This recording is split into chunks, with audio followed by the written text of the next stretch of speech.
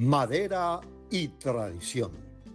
El día de hoy nos encontramos en el barrio Villas de Granada, en la localidad de Engativá, junto a nuestro equipo de trabajo para adentrarnos a fondo en las dinámicas que maneja la carpintería González y González, que es el emprendimiento elegido para llevar a cabo los conocimientos aprendidos a lo largo del curso de contabilidad de operaciones, en base a una serie de preguntas que vamos a realizarle a los propietarios del emprendimiento. Serán ellos quienes nos dejen ver desde su perspectiva cómo se maneja el negocio. Estamos aquí por mostrarles la sede única y principal de González y González Carpintería, donde pueden ver al señor Camilo laborando. Este es el espacio de trabajo donde se realiza la dinámica comercial, donde se llevan a cabo pues estas actividades. Principalmente, o los productos principales son los closets armados, las puertas y las cocinas integrales. Gracias a la información recopilada por nuestro compañero Juan Manuel de la parte administrativa de la carpintería, logramos identificar que durante los últimos 4 meses los closets han contribuido al 30% total de los ingresos. A su vez, las puertas contribuyen con un 20% y las cocinas con el 50% restante. Bueno, aquí al lado de esa hermosa silla que acaba de salir de pintura, vamos a preguntarle a Juan Manuel cómo vio él desde su perspectiva el nacimiento de esa carpintería. Pues, hola Luis, otra vez.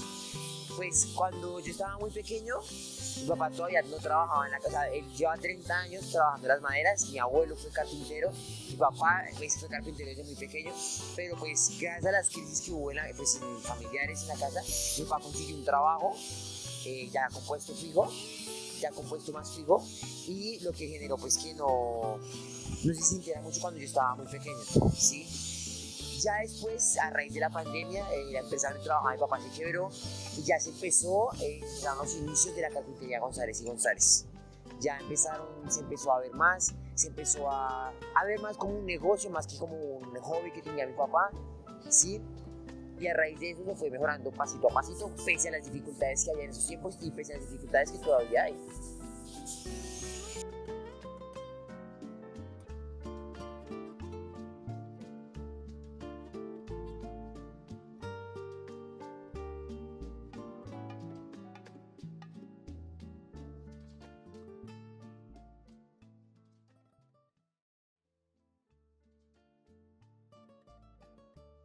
Bueno, ya aquí en la empresa González y González, ya que nos encontramos con los dos socios, me gustaría saber cómo qué actividad o a qué se desempeña cada uno aquí dentro de la empresa, o sea, actividad puntual.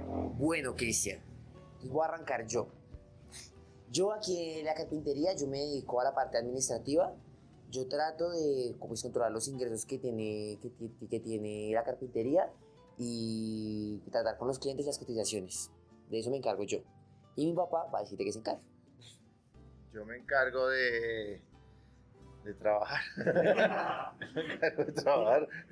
Yo me encargo, sí, de trabajar, de hacer realidad lo que se contrata. Y Juan Manuel, como dijo, hace la parte administrativa. Hace la parte administrativa por muchas razones. Yo en la parte administrativa no soy bueno. Entonces Juan Manuel ha dado muestras de que maneja bien el dinero, se invierte bien,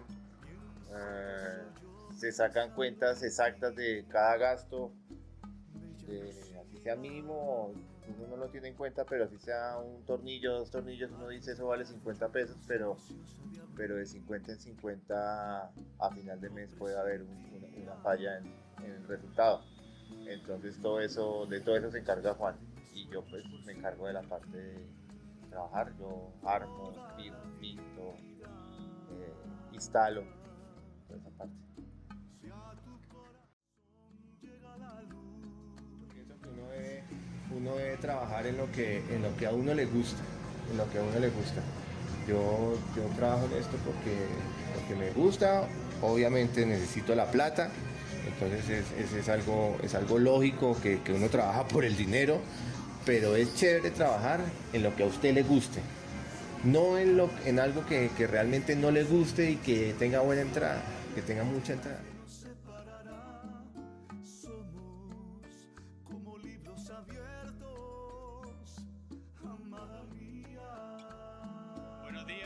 Nos encontramos el día de hoy con Juan Manuel González, el socio principal de González y González Carpintería, y vamos a preguntarle a Juan cómo manejan los inventarios de materia prima y de producto terminado. ¿Qué tal, Juan? ¿Qué más, Luis? ¿Cómo estás? Bueno, Luis, nosotros no manejamos un sistema de inventarios. Básicamente nosotros, a partir de las órdenes de producción o de lo que vaya mandando a hacer el cliente, vamos pidiendo el material a nuestros proveedores y lo que va llegando va saliendo así. Listo, Juan. Y de acuerdo con lo que me acabas de decir, ¿opinas que no llevar un registro de inventario formal es contraproducente para la empresa? Pues aunque por ahora no hemos tenido muchos problemas, porque las órdenes de producción últimamente han estado bajas. Sí tuvimos unos inconvenientes a principio de año cuando tuvimos muchas órdenes de producción al mismo tiempo. Era mucho material que estaba llegando y la verdad no teníamos conciencia de qué es lo que había y qué es lo que no había. Gracias por esa reflexión, Juan. Vamos a seguir haciendo las preguntas correspondientes para llegar al fondo de la situación y analizar bien la dinámica comercial de González y González Carpintería. ¿Cómo empezaron la empresa y qué pensaron cuando iba a iniciar? Y en sus principios, que miran, o sea, su papá trabajando, ¿la proyectaba hacia algo más? Este trabajo de la carpintería en especial, yo pienso que se mueve mucho por herencia. Estos trabajos casi siempre son herencia de los padres y los abuelos y casi siempre se mueven con herencia. Y mi padre cuando lo montó, yo pienso que fue por una necesidad de la vida como tal, que lo llevó a montar su taller o empezar a trabajar en esto. Mi padre cuando no empezó con un taller, él empezó de ayudante en una carpintería, pero lo llevó la misma necesidad económica de la época, que era un poco precaria, y lo llevó a montar esto. Y yo lo cogí ya por herencia, o sea, desde muy pequeñito yo pues permanecía en el taller y inicialmente pues fue como una distracción, como un juego, pero después se volvió algo ya cotidiano y me di cuenta que de repente podía ser un generador de ingresos. Sí, entiendo. Sí, desde la parte personal, sí, mi papá también trabajó un poco en eso. Y sí, al principio casi siempre uno los ve que lo hacen por necesidad. Sí. Los viejos, pues los antiguos, yo pienso que casi todos lo acogieron por necesidad, porque en la casa no había muchas entradas. En el caso de mi papá, él vivía con la mamá, con mi abuelita, y no había para comer. Mi papá empezó a los 10 años. Él empezó a los 10 años y vendía butaquitas en la plaza de Mercado de Ibagué, y vendía butaquitas en la plaza de Mercado de Ibagué. Y de ahí empezó y siguió como ayudante, y bueno, él ya tiene aquí en Bogotá más de 50 años, porque él es de Ibagué. Y siempre ha tenido su taller, de repente no lo enfocó como más industrial, como más empresarial, siempre estuvo como más de taller, pero hazte cuenta que con ese taller y lo organizado que ha sido mi papá toda la vida, con ese taller ha conseguido, pues no muchísimas cosas, pero ha conseguido sus cosas, su bienestar. Mi padre es una persona que no es pensionado, pero tiene cosas, tiene casas, tiene bodegas que ha adquirido con esto, y con un taller así como este. Mi papá no tiene algo gigantesco, ni nunca lo ha tenido. De repente en alguna oportunidad tuvo una casa un poco más grande y ahí consiguió todo el capital que tiene. Ahora tiene un taller como este. Mi padre tiene 80 años y todavía trabaja. Todavía le hace, y ya un poco más desanimado porque el paso de los años marca, pero total, pero todavía el viejo no baja la guardia.